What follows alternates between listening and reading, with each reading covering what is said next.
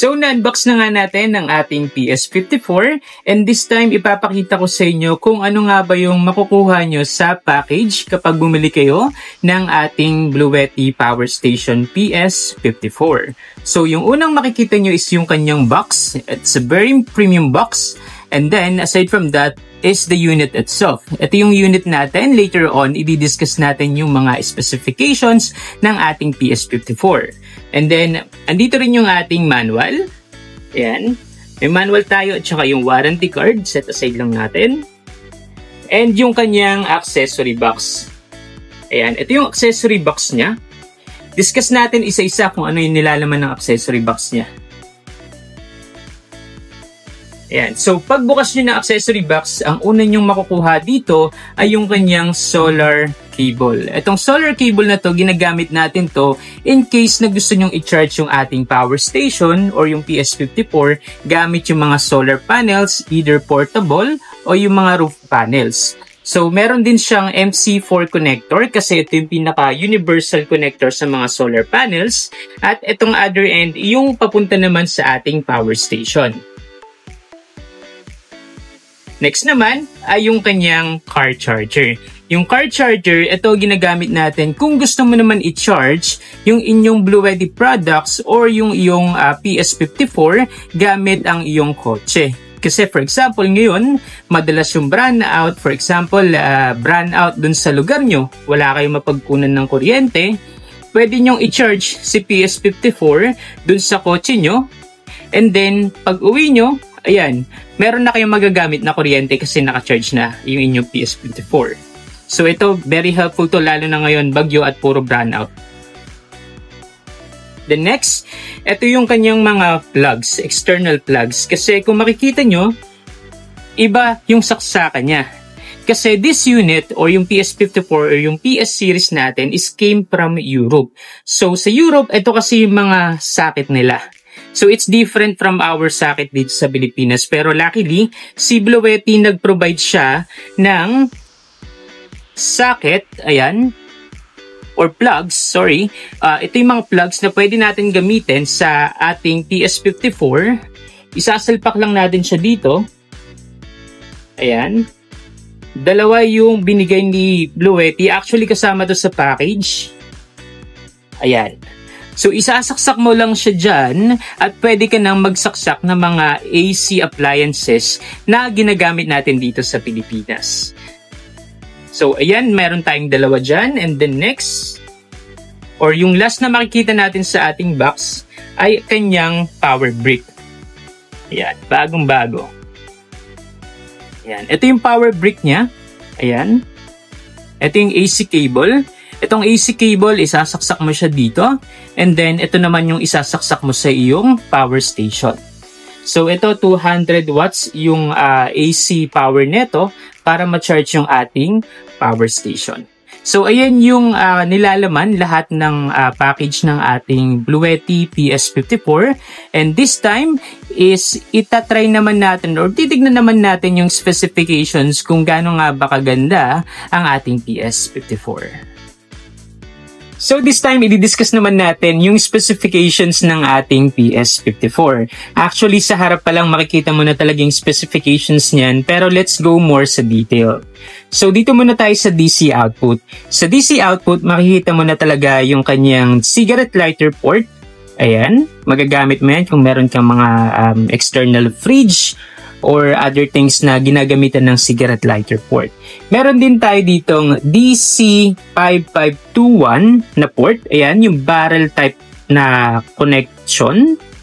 12 volts, 10 amps na rin yan or 120 watts. Meron din tayo ditong USB-C na 100 watts na.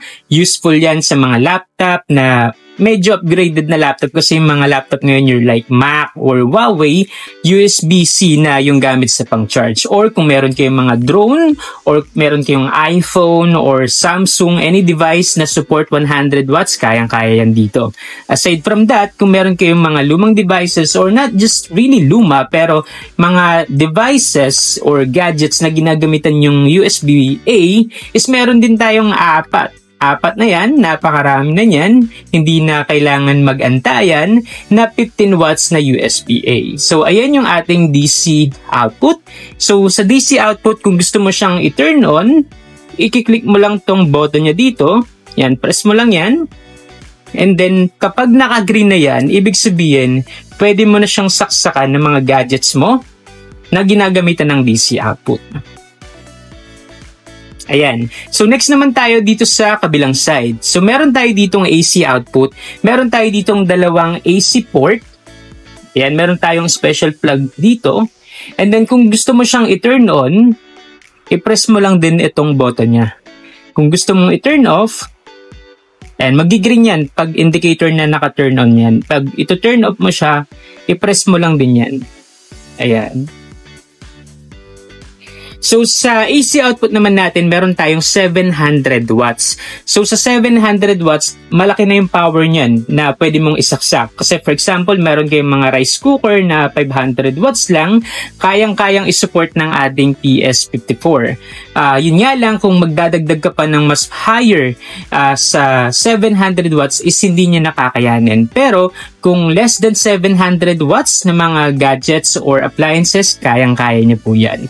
At ang ating capacity for ating battery is 537 watt-hour. So later on, ipapakita natin or ititest din natin kung gaano nga ba kalaki yung usable na capacity na makukuha natin sa ating PS54 out of 537 watt-hour. And the next is yung kanyang input. Yung kanyang input is ito. So, meron tayo ditong DC input. So, pwede siya sa solar or pwede siya sa pang-car charging.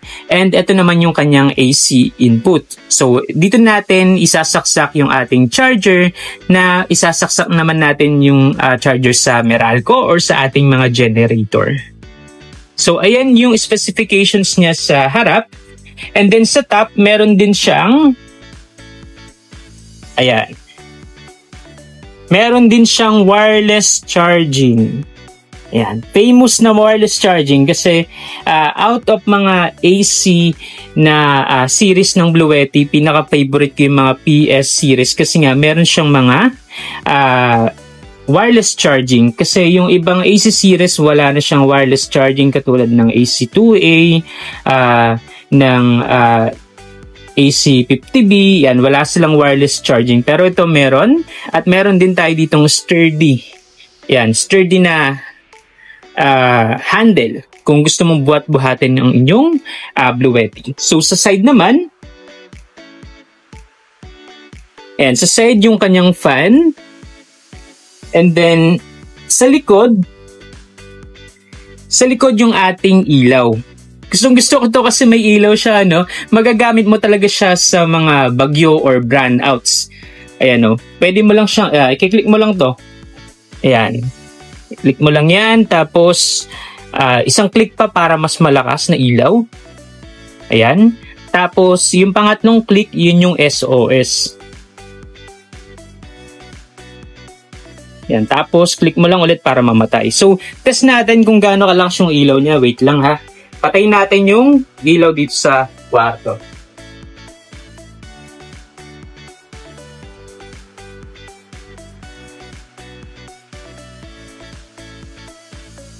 Ayan, so patay na yung ilaw sa kwarto. Try natin yung mahina lang.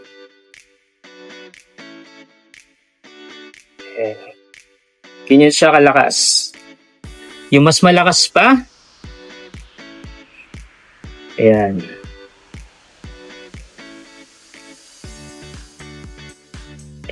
Actually, sobrang lakas ng ilaw na yan. Maganda. Lalo na kapag brownout, very useful yung ganitong mga ilaw. Kasi yung sa AC series, wala kasi siyang ganitong ilaw eh. So, yung may mga nakita ko lang na ilaw na ganito ay sa EB3A, sa AC60, tapos PS72, tapos itong PS54 natin.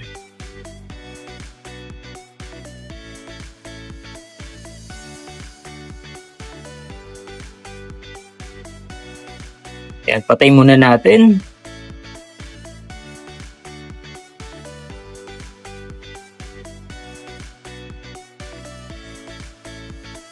Ayan. So, sa other side, yung fan pa rin. Tapos sa top, ayan, sa top, yan yung kanyang wireless charging. Tapos yung kanyang sturdy na handle. So, sturdy yan. Sobrang tibay ng handle na yan.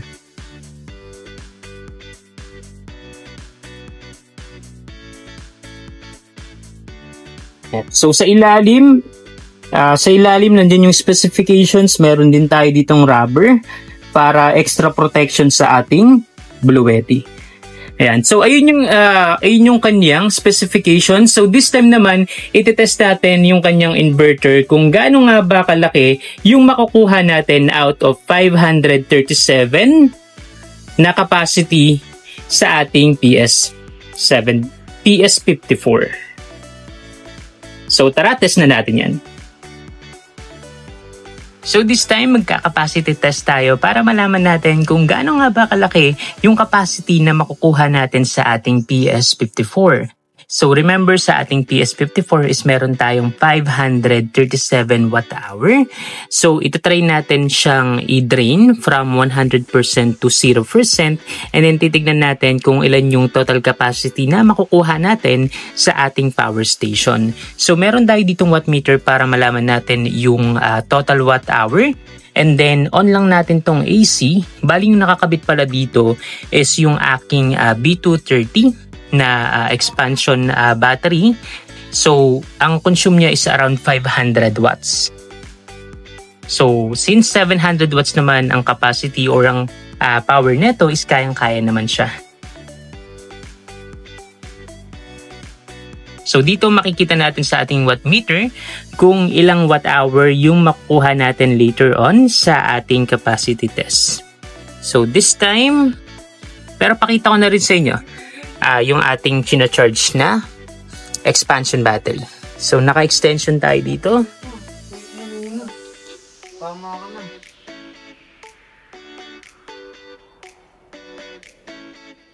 Yan yung ating setup.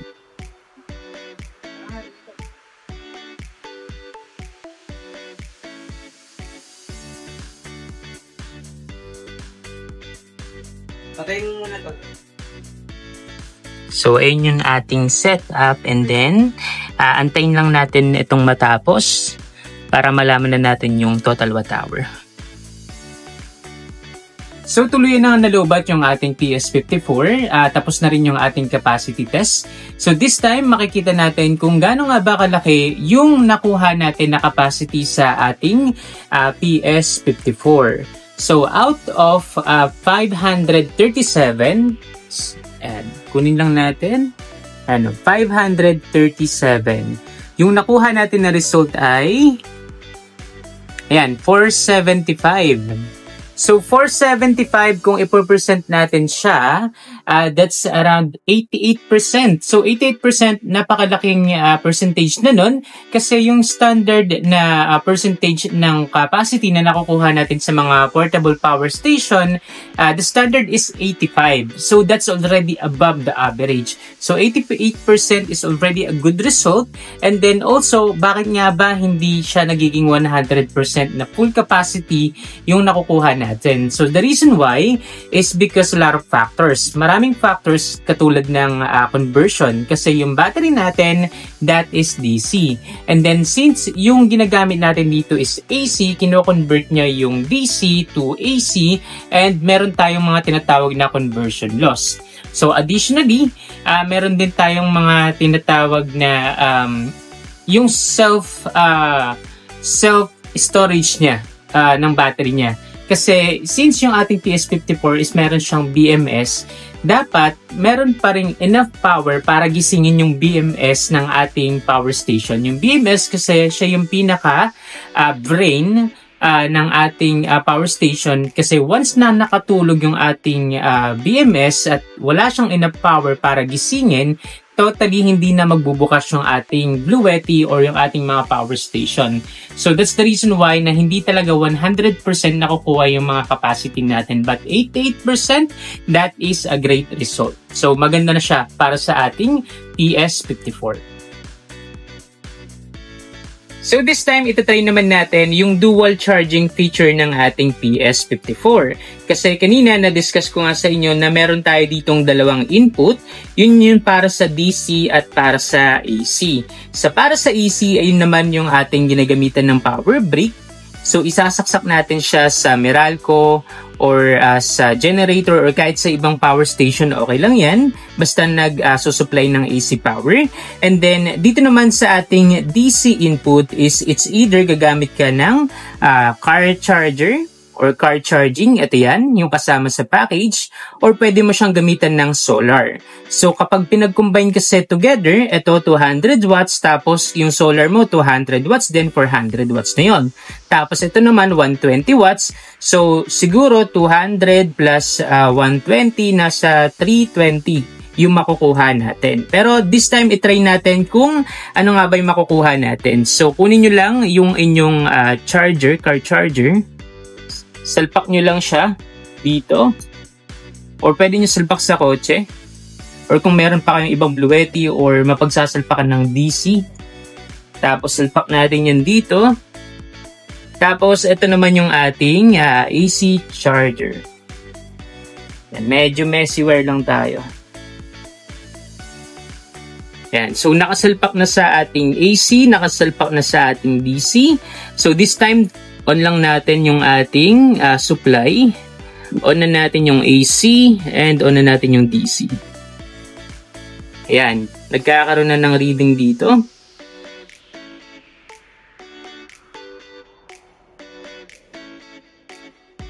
Ayan. Tumataas na yung nakukuha natin.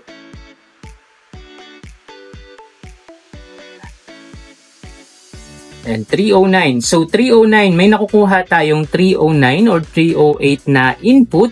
So since yung battery natin is 537, kapag dinivide mo yan sa input power na 309, in less than 2 hours, mapu-full charge mo na yung iyong PS54 from 0 to 100%. So confirm na pwede tayong mag-dual charging sa ating PS54. So this time, itatry naman natin yung iba't ibang mga protection ng ating PS54 na Bluetti. Kasi yung mga Bluetti products natin, yung mga power station natin ng Bluetti, is meron silang iba't ibang protection. Meron tayong overload protection, meron tayong short circuit protection, meron tayong over temperature protection, at meron tayong overcharging protection at over discharging protection. But this time, yung itatry natin sa ating PS54 is yung kanyang overload protection. So para matry natin yan, meron tayo ditong electric kettle. Kasi yung electric kettle natin, yung wattage neto is, ayan, 1,500 watts. So since yung ating PS54 is just 700 watts, dapat hindi niya paganahin yung ating electric kettle. Kasi once na pinagana niya yung electric kettle, is hindi kakayanin ng inverter ng ating PS54 at matitrigger yung or masusunog yung inverter niya. So to avoid that, dapat mapagana natin yung kanyang overload protection. So try na natin. Meron na tayong tubig dito ng konti lang. Yan, so on natin to. Ayan. So kung nakita nyo, zoom lang natin, no? Pagka-on pa lang natin, na-detect na agad siya na overload. So technically, ayan, no, tinurn off niya na. Tinurn off niya na yung AC. So hindi na siya magsusupply ng power dito. So it's a good thing na ang ating PS54 is very safe gamitin kasi nga, very accurate yung kanyang overload protection. So para mapagana mo ulit yan, kailangan mo lang tanggalin yung mga high load na equipment or na devices, and then i-turn on mo lang tong AC. Ayan. Nag-click tayo dun na wala yung overload. Tapos pwede mo na ulit gamitin yung iyong PS54. Ayan. So confirm na ang ating PS54 ay may overload protection. So final verdict nga tayo ng ating review sa ating PS54 kung marerecommend ko nga ba itong power station sa inyo. First of all, gusto kong sabihin na maganda itong power station na to. Kasi nagamit ko to nung bumaha. Last time nag-post ako na inabot kami ng baha. And then yung breaker namin is, or yung mga outlet namin is inabot din. At itong PS54 is yung nagamit ko. Kasi since walang ilaw, since nakapatay yung breaker, sobrang nagamit ko yung ilaw nito. Ayan. Imagine wala kayong ilaw sa gabi. Tapos umuulan pa or baha pa. Ito yung magiging lifesaver nyo. Yung ilaw na to or yung ating power station na to. Aside from that, dahil may ilaw na siya,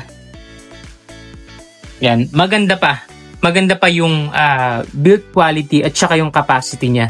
Kanina nag-test tayo, 88% yung capacity na nakuha natin sa ating PS54 which is already above average. So kung marami kayong appliances or kung meron kayong electric fan na gustong gamitin in case of emergencies or marami kayong kailangan isaksak like devices or from communication, yung mga mobile phones nyo, kayang-kaya netong i-handle. Aside from that, meron tong dual charging. Support niya yung dual charging para mas mabilis yung charging nito. Kasi for example, wala pa rin kuryente sa lugar nyo, pero may kaibigan kayo sa kabilang barangay, pwede muna kayong pumunta doon, makichika muna kayo, tapos makicharge na rin kayo. So, mas mabilis na siyang i-charge kasi dual charging na to. Plus, meron tong wireless charging sa taas. Yung build quality nito is sobrang durable na rin. May handle to sa taas. Ang price nito ngayon is 19,000. So kung gusto mo siyang gawin na pang solar, pang pababa ng kuryente, bibili ka lang ng solar panel na 200 watts. Tapos pwede mo na tong gamitin sa gabi. Kunyari sa umaga, i-charge mo siya, i-full charge mo gamit yung solar. And then sa gabi, pwede mo na siyang gamitin. Saksakan mo ng electric pan. At least yun, mas mabilis yung ROI mo o mas mapapababa mo yung bill mo pa. Plus, yes, 19,000 po yung current price nito. Pero kung umabot ka sa point ng video na to, pwede mong mapababa pa yan. So, nagbibigay kami ng discount. Ang kailangan mo lang gawin is mag-chat ka kay Bluetti. So, ito yung store. Papakita ko yung store dito nang i-chat mo na Bluetti. Maglalagay din ako ng link dito sa post ko. So, kailangan mong gawin, mag-chat ka kay Bluetti na napanood mo tong video na to. At sabihin mo lang yung pangalan ko na Rogelio and then bibigyan ka niya ng discount sa product na to. So from 19,000 makaka-discount ka pa dyan. Basta i-chat mo lang si Bluetti, alam na nila yan. So yun lang yung full review natin sa ating PS54. Thank you so much for watching my videos and see you sa aking next na mga review pa.